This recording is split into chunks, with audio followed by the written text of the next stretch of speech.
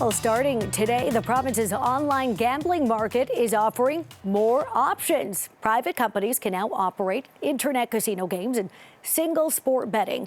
Well, single sport betting has been allowed in Canada since last year, but only the OLG was allowed to do it legally in Ontario.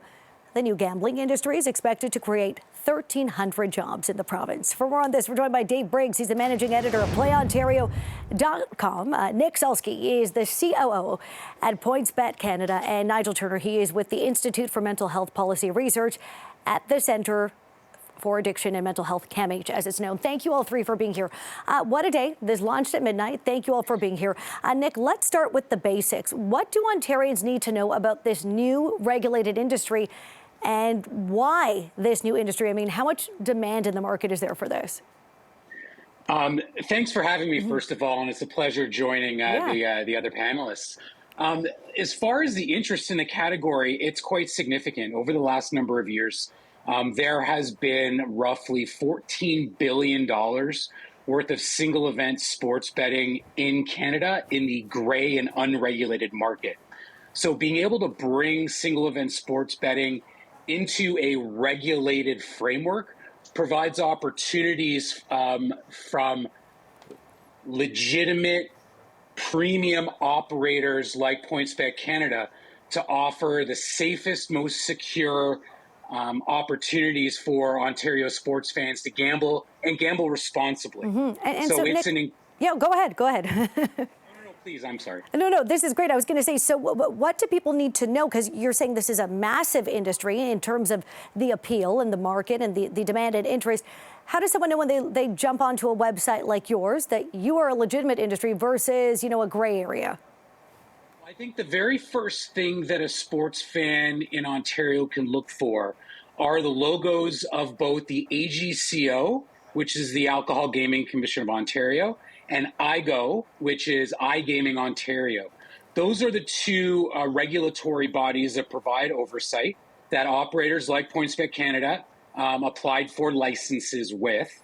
And so those two logos will give sports fans the comfort that they are playing on reputable sites and not those that are continuing to service the gray market in an unregulated fashion within the province. Thanks, Nick. Dave with PlayOntario.com.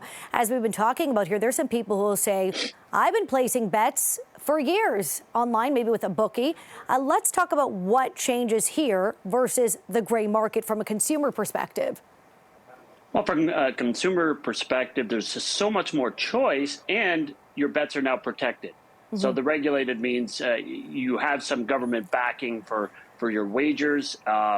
In the past, you really didn't know what could happen to your wagers in the gray market. So this provides greater consumer protection, greater consumer choice, and that's really the beyond the obvious of it provides tax dollars right back to the province. And the great thing about having a market for this is competition. There's it's a healthy market when there's competition. But Dave, what does this mean for the horse racing industry? Fantasy sports, traditional casinos, going to the casino. What does that mean? What does it mean for them? Well, it means competition, and certainly for the horse racing industry, which employs somewhere in the neighborhood of 25,000 people in Ontario, it's a challenge. We think that they'll be a part of this eventually, and that they'll be able to take part and offer their product as well. For the casinos, what we've found is that it's usually quite a different customer than the person who likes to go to the casino rather than somebody who likes to bet sports for, say, online. So we think it's just there's room for everyone in that market. And this is a different kind of gambling, the online versus going to the casino. Nigel, this is what I want to talk to you about. We can't overlook the topic of addiction. It is an illness. What are your concerns from a mental health and addiction perspective when we consider the checks and balances or lack thereof when you talk about online gambling? Well, gaming?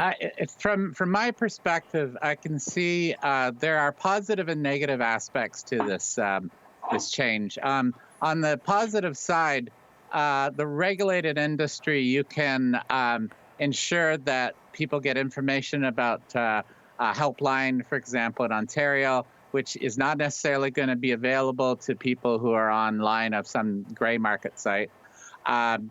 Possible information about treatment services on Ontario. So information that's specific. You can also require them to have harm reduction information on their website. So those are the positive sides of things. Right, but and we shouldn't overlook those. Right, what would be the impact that, I mean, or what does the research say about someone struggling with addiction that they would make use of a resource like that if they see it on a gambling site and they struggle with addiction?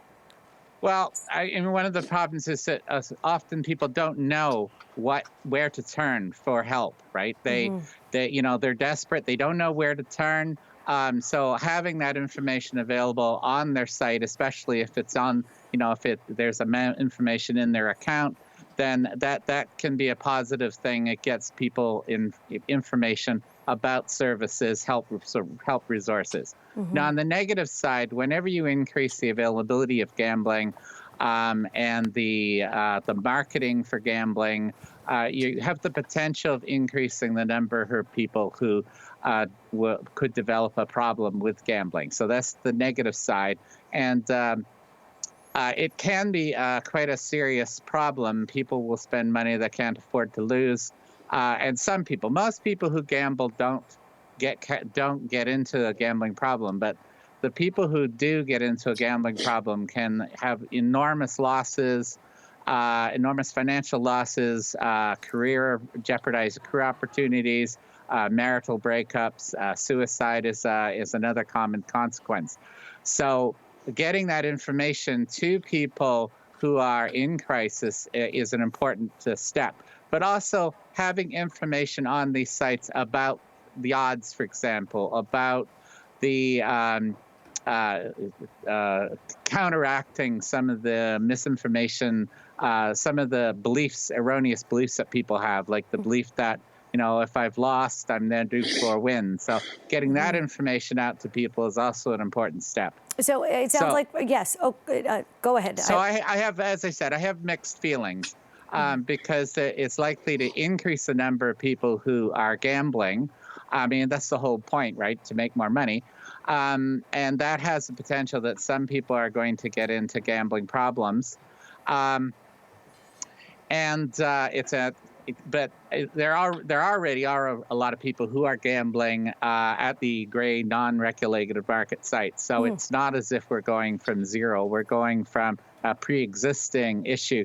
But the legitimization of this and the advertisement for gambling is likely to cause an increase in the number of people who gamble, who are gambling online and on sports. Okay, so I think the panel overall agrees, despite how you may feel, regulation is a good thing. There is some checks and balances and some accountability in place.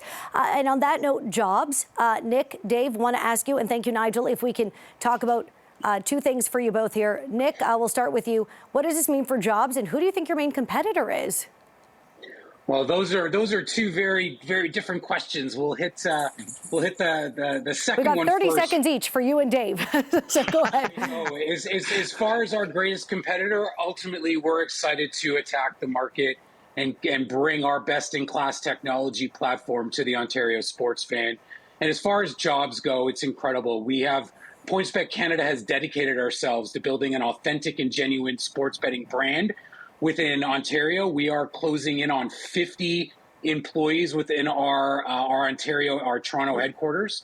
And the amount of job growth that we're going to see over the next calendar year is going to be quite significant, especially for PointsBet. So I think that I think this is just the beginning of an incredible regulated market, where I will just want to add one thing, that the goal really is to repatriate the gray market sports better into the regulated framework to offer those proper consumer protections like deposit limits and time limit and spend limit and self-exclusion. Those things are ultimately at the top of the list of any regulated operator's priorities. Yeah. Okay. Thank you for adding that, Nick. Dave, I mean, what does this mean for jobs? At least 1,300 in Ontario.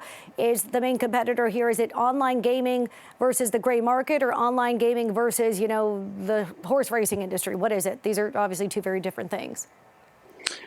Oh, that's a tough question. I think it's more a case of versus the gray market, and those are jobs that we're bringing here. So whereas a lot of those gray market jobs are offshore and not taxed and regulated, those 1,300 jobs, and that's just the beginning. That's just an estimate of sort of on the low end of what this market could bring to Ontario. So we think that's a positive. Those are additional jobs here in the province. Okay, Nick, Dave, thank you so much. All the best. And Nigel, thank you for this important conversation. Of course, if you're out there and you need help or you know someone who does, CAMH has resources and offers support. So thank you for that important conversation as well. Thanks to our panel tonight.